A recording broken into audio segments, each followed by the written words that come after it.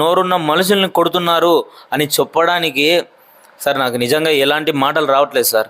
ఎందుకంటే ఇంతకుముందు అంతా మనం నోరు లేని జీవుల మీద ఏంట్రా ఈ హింసకాండ అని చెప్పి మాట్లాడే వాళ్ళము.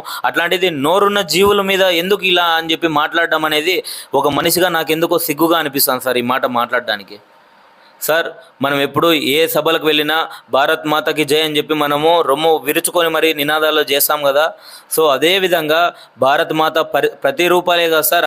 అక్కడున్న మహిళలు, తర్వాత అమ్మాయిలు, అలాంటి వాళ్ళ మీద ఎందుకు సార్ అలాంటి అఘాయిత్యపు అన్యాయంగా వాళ్ళని కొట్టడం ఏంటి సార్.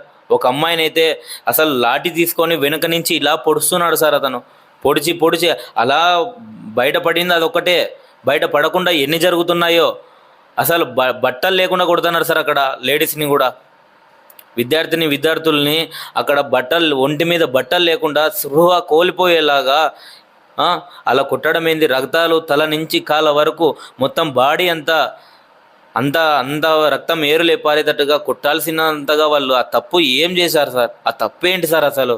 ఆ తప్పన్న చెప్పండి సార్, మేము తెలుసుకుంటాం సార్.